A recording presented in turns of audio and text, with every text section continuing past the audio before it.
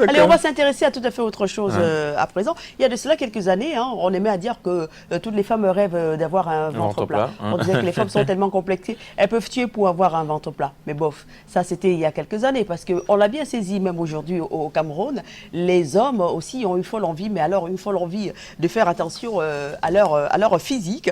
Les hommes aussi prennent soin d'eux. Alors Chouchou, on va faire un petit exercice simple. Venez par là, s'il vous plaît. Donc, prenez ce mètre-ruban de couturière.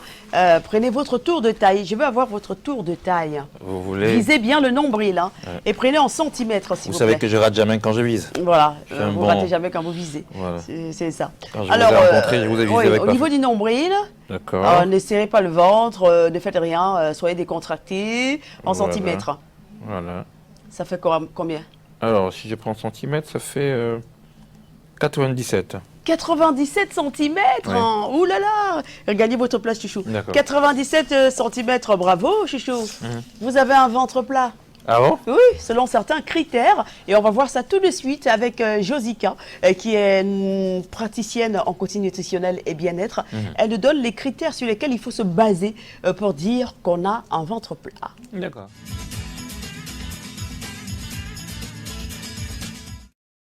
À partir de quel moment est-ce que je peux affirmer que j'ai un ventre plat?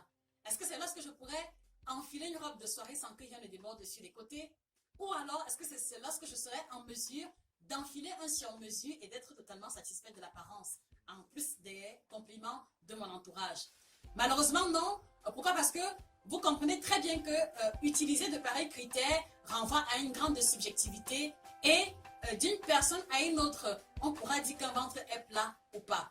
Voilà pourquoi est-ce qu'il existe en coaching nutritionnel des critères définis qui permettent de définir si on a un ventre plat ou pas, indépendamment de l'origine, indépendamment du statut social ou alors indépendamment des préférences vestimentaires. Voici donc ces critères en question. À chaque fois, nous dirons qu'un homme a un ventre plat chaque fois que son tour de taille sera inférieur ou égal à 102 cm, c'est-à-dire ceci. Voilà. Donc, on dira qu'un homme a un ventre plat chaque fois que son tour de taille sera inférieur ou égal à 102 cm ou encore 1,02 m. Voici donc comme ça les valeurs standards du tour de taille d'un ventre plat d'une femme. Donc 102 cm chez un homme, 88 cm chez la femme. Voilà donc, chers téléspectateurs, les valeurs standards qui sont définies pour définir si on a un ventre plat ou pas, indépendamment de l'origine, indépendamment de la culture, indépendamment des choix ou des goûts vestimentaires. Nous l'avons dit plus haut, les valeurs standards du tour de taille chez un homme sont de 102 cm. À quoi correspond donc cette valeur? Alors ici on est à... Voilà. Alors ici nous sommes à 120, 120.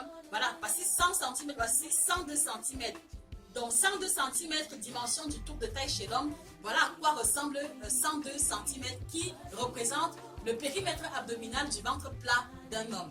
Donc voici encore à quoi cela ressemble. Donc voici à quoi doit ressembler en fait les dimensions du ventre plat d'un homme. Donc si vous êtes un homme et si vous prétendez avoir un ventre plat, il faudrait que votre tour de taille corresponde à cette dimension-ci. Voilà. Alors chez la femme, nous avons dit que c'était de 88 cm.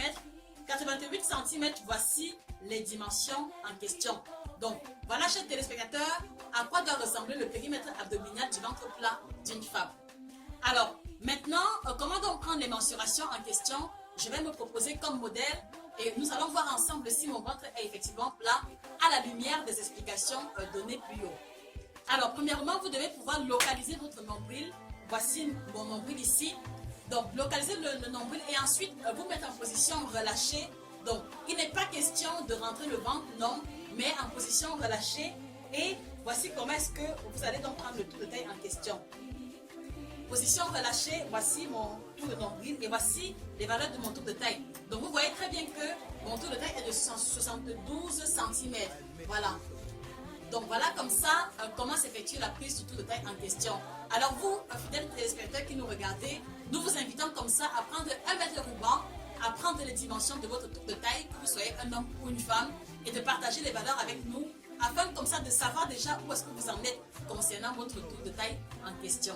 À l'issue de la prise de mensuration, j'imagine que beaucoup de vous vont s'interroger sur le bien fondé de telles mensurations. Beaucoup vont se demander, mais à quoi ça me sert d'avoir un tour de taille qui est à inférieur ou égal à 102 cm? En fait, téléspectateurs, ce que vous devez comprendre, c'est que chaque fois que le tour de taille d'un homme sera supérieur à 102 cm, chaque fois que le tour de taille d'une femme sera supérieur à 88 cm, c'est la porte ouverte aux maladies, et particulièrement aux maladies cardiovasculaires d'un. Et de deux, porte ouverte également à une maladie très dangereuse qui n'est pas très connue, à savoir le syndrome métabolique. Donc, syndrome métabolique qui va aussi renvoyer au diabète, à l'hypercholestérolémie et également à l'hypertension artérielle.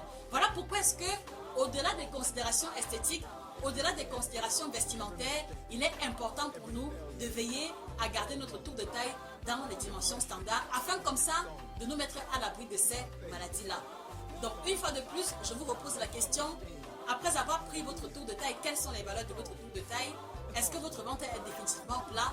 Et s'il n'est pas plat, nous vous fixons rendez-vous très prochainement pour aborder la question qui concernera comme ça de définir, de proposer des solutions concrètes et immédiates pour retrouver définitivement son ventre plat.